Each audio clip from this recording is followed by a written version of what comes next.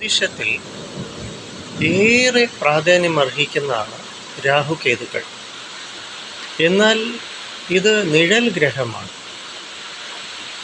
അപ്പം ചന്ദ്രൻ്റെ north node എന്ന് പറയുന്നതാണ് രാഹു, സൗത്ത് നോഡ് എന്ന് പറയുന്നതാണ് കേതു.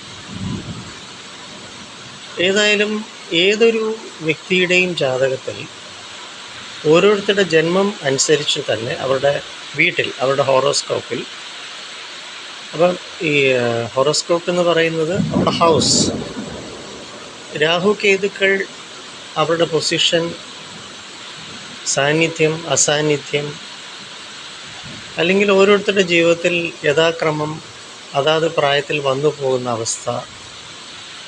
എന്തായാലും ഈ രാഹു കേതു എന്ന് പറയുന്ന ഓരോരുത്തരുടെ മനസ്സിൽ ഇല്യൂഷൻസ്, മിഥ്യാധാരണയാണ് സൃഷ്ടിക്കുക. അപ്പം രാഹു കേതുക്കൾ എന്ന് പറയുമ്പോഴത്തേക്ക് ഭൗതികതയും ആധ്യാത്മികതയും തമ്മിലുള്ള കോൺട്രഡിക്ഷനാണ്, കോംപ്ലക്സിറ്റീസാണ്. അപ്പം നമ്മളെ പല രീതിയിലും വഴിതെറ്റിക്കും. നമ്മുടെ ഭൗതികതയിൽ ഒത്തിരി ഉലച്ചൽ സൃഷ്ടിക്കും. എന്തിനാന്ന് വെച്ച് കഴിഞ്ഞാൽ ഇവരുടെ ഈ ഒരു പവർ അല്ലെങ്കിൽ ഈ എനർജി എന്ന് പറയുന്നത് നമ്മെ ഭൗതികമായിട്ട്, ഭൗതിക അവസ്ഥയിൽ നിന്നും ആധ്യാത്മികമായ അവസ്ഥയിലേക്ക്, ഉയർന്ന തലത്തിലേക്ക് നമ്മുടെ തലയിലെഴുത്ത് മാറ്റിയെടുക്കുക, മാറ്റിക്കൊണ്ടുവരിക എന്നുള്ളതാണ്. അപ്പോൾ അതുകൊണ്ട് രാഹു കേതു എന്ന് പറയുന്നത് സത്യത്തിൽ നമ്മെ എലിവേറ്റ് ചെയ്യുകയാണ്, നമ്മൾ ഉയർത്തുകയാണ് ചെയ്യുന്നത്. എങ്ങനെ? ആധ്യാത്മിക തലത്തിൽ. അതുകൊണ്ട് വളരെ കെയർഫുള്ളായിരിക്കണം. നമ്മെ പല കുഴപ്പങ്ങളിൽ ചെന്നെത്തിക്കും ഈ രാഹു കേതുക്കൾ, പല പണിയും തരും. ഇപ്പം ശരിയാക്കി തരാം, എല്ലാം ശരിയാവും, ഇതാണ് ശരി എന്ന മായ ഇല്യൂഷൻ സൃഷ്ടിക്കും രാഹു കേതുക്കൾ. അപ്പം നമ്മളെടുത്ത് അങ്ങ് ചാടും. അത് കുഴപ്പമായിരിക്കും. പല രീതിയിലും മാനസിക, ശാരീരിക, വൈകാരിക തലങ്ങളിലും, കുടുംബപരമായും, സാമൂഹ്യം, സാമ്പത്തികം, ആധ്യാത്മികം. എന്തുകൊണ്ടാണെന്ന് വെച്ചാൽ നമ്മെ ആധ്യാത്മികമായിട്ട് ഉയർത്തുക എന്നുള്ളതാണ് ഈ രാഹു കേതുക്കളുടെ ഉദ്ദേശം. അപ്പോൾ അവരുടെ ഉദ്ദേശ ലക്ഷ്യം സത്യത്തിൽ നല്ലതാണ്, വളരെ ഗുണം ചെയ്യുന്നതാണ്. പക്ഷേ അത് ആധ്യാത്മിക തലത്തിൽ എല്ലാവരും എത്തണ്ടേ, നമ്മുടെ കർമ്മം അത് അനുവദിക്കണ്ടേ. അപ്പോൾ ശ്രവണം, മനനം, നിധിധ്യാസം, സാക്ഷാത്കാരം, ഇതാണ് ഒരു മനുഷ്യൻ. എങ്കിലേ മനുഷ്യനാവുകയുള്ളൂ. ശ്രവണം, കേൾവി, അല്ലെങ്കിൽ കേൾവിക്ക് സമാനമായിട്ടുള്ള കഴിവ് മിക്കവാറും എല്ലാ ജീവജാലങ്ങൾക്കും ഉണ്ടല്ലോ. പക്ഷേ കേട്ട കാര്യങ്ങൾ മനനം ചെയ്യുക, മനസ്സിലാക്കിയെടുക്കുക, അതിൻ്റെ പൂർണ്ണത, എന്നിട്ട് അത് സ്വാംശീകരിക്കുക, അതാണ് അസിമിലേഷൻ. എങ്കിൽ മാത്രമേ സാക്ഷാത്കാരം സാധ്യമാവുകയുള്ളൂ.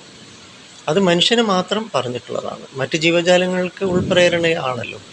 അപ്പോൾ മനുഷ്യൻ്റെ സങ്കല്പ ശക്തി, അതുപോലെ ഇച്ഛാശക്തി, പിന്നെ ഫെയ്റ്റ്, ഇത് രണ്ടും പ്രധാനമാണ് കേട്ടോ.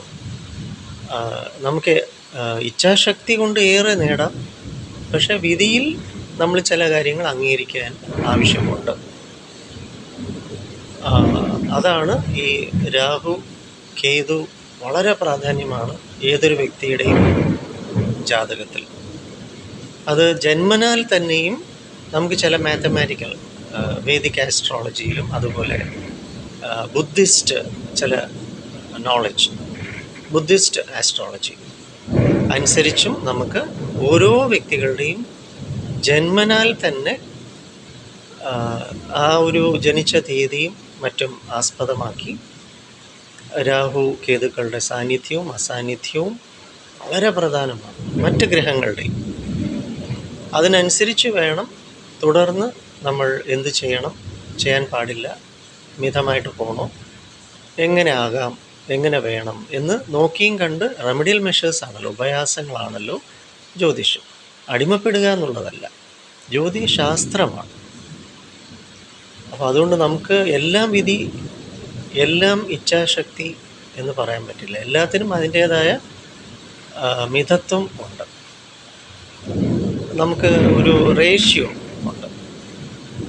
അതിനനുസരിച്ച് വേണം നമുക്ക് കാര്യങ്ങൾ നോക്കിക്കണ്ട് പോകാൻ. ഇപ്പോൾ കഴിഞ്ഞ ഒരു ദിവസം ഞാൻ നോക്കിയപ്പോൾ ഒരു വളരെ പ്രായം ചെന്നൊരു മനുഷ്യൻ. അപ്പോൾ അദ്ദേഹത്തിൻ്റെ 2 മക്കളും. പക്ഷേ ഈ പറയുന്ന ആ മനുഷ്യൻ ഒരു സർക്കാർ ഉദ്യോഗം കഴിഞ്ഞു. തുടർന്ന് ആ ഒരു സമയത്തിൻ്റെ ഗ്രഹനില വെച്ചിട്ട് ഏതോ ജ്യോത്സ്യൻ പറഞ്ഞു, അങ്ങനെ പുള്ളി ഏതൊക്കെയോ ബിസിനസ്സിൽ ചെന്ന് ചാടി. ഇപ്പം മൊത്തം കടപ്പെട്ട് ആകെ ബുദ്ധിമുട്ടിലായി വലഞ്ഞു നിൽക്കുകയാണ്. പക്ഷേ അദ്ദേഹത്തിൻ്റെ ജന്മനാൽ അദ്ദേഹത്തിൻ്റെ വീട്ടിൽ അത് ഗ്രഹനില നോക്കുമ്പോൾ, അദ്ദേഹത്തിൻ്റെ ആ ഒരു ഗ്രഹസ്ഥിതി നോക്കുമ്പോൾ അദ്ദേഹത്തിന് ഈ പറഞ്ഞ രീതിയിലുള്ള ബിസിനസ് മറ്റൊന്നും ഒരിക്കലും പാടില്ല. കാരണം നമുക്ക് എല്ലാത്തിനും അതിൻ്റേതായ ചില സഹായങ്ങളും ചില ഊർജം, ചില ഇല്ലാത്തതില്ല എന്നുള്ളത് നമ്മൾ അംഗീകരിക്കണ്ടേ. ഉള്ളത് നമുക്ക് എങ്ങനെ പ്രയോജനപ്പെടുത്താം, അതാണ് ജ്യോതിശാസ്ത്രം. അപ്പം ഇത് നല്ലത് ഉൾക്കൊള്ളാൻ തയ്യാറുള്ളവർ വരിക, അല്ലാത്തവർ അനുഭവിക്കട്ടെ. വിശ്വാസം അവിശ്വാസം അപ്പുറം ഒരുപാട് സത്യങ്ങളുണ്ട്. അതുകൊണ്ട് നമുക്ക് ഒരു പ്രിക്കോഷൻ, ഒരു